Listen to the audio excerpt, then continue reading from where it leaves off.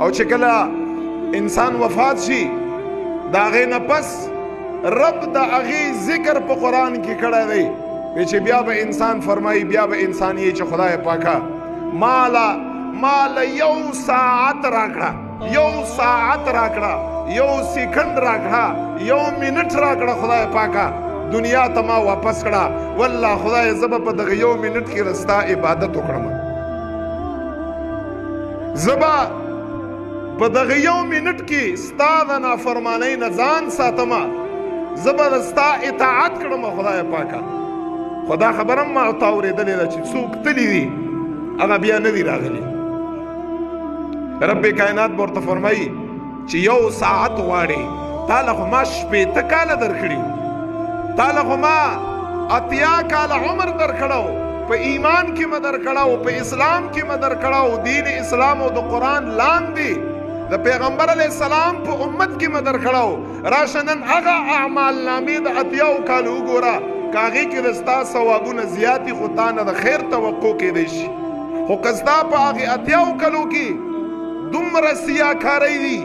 دومره خطاکارۍ دي دومره ګناهونه او نافرمانۍ دي په دغه یو ساعت کې به تا نه د خیر توقع څنګه کیدی شي بیا مونږ او تاسو هلته بیا دا بیاني په قبر کې د انسان چې کله قبر کې کېښودی شي او څنګه د سترګې کولاو شي سترګې وی چې اول به دا ګمان بکا چې زه الحمدلله یو حیبت کې ومه خوب نه روچت شوم خوب نه لکه ما او تا په خوب کې یو حیبت کې یو روچت شو زړه مو ښه شي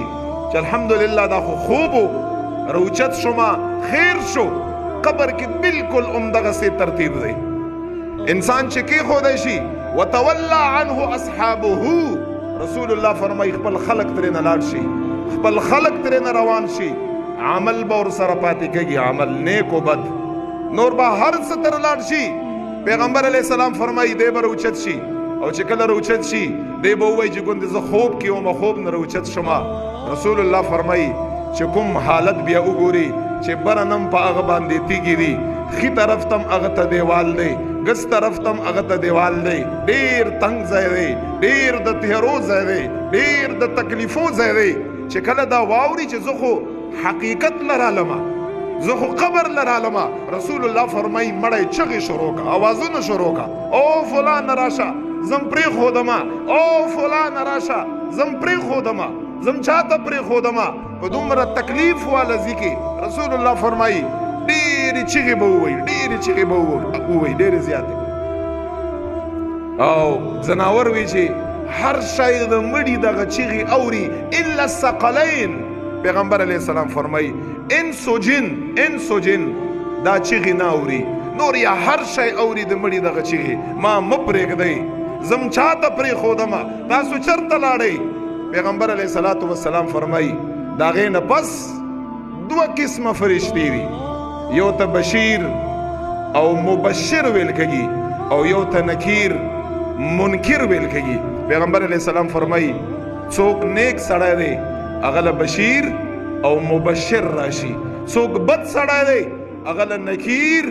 او منکر راشي پیغمبر علیه السلام فرمایي او د هغې نه وروستو چې نیک سړی دا اسې نیک سړی نه نیک هغه سړی چې رب د رضا دپاره خپل ژوند دین اسلام او نیکیو دپاره وقف کړی رب دپاره یا عبادات کړي ګناهونو نه خپل ځان ساتلی دغه نیک سړی دی رسول الله فرمایي په قبر کې ورته ښي طرف نه کړکۍ راکولو شي بخاري حدیث دی کړکۍ ورته ووایي دا ستا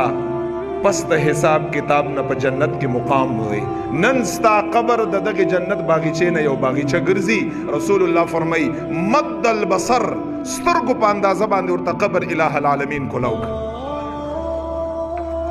او څوک چې ګناهګار دی ګس طرف ته کړکۍ ورته کولاو شي د جهنم بدبویې تکلیفونه سختۍ ګرمۍ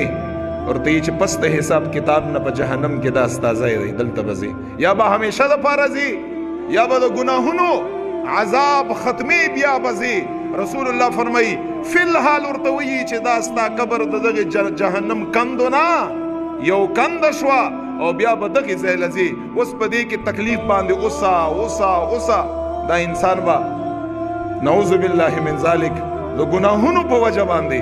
د نافرمانیو په وجه باندې الته به همدغه خبره آه و بکا الته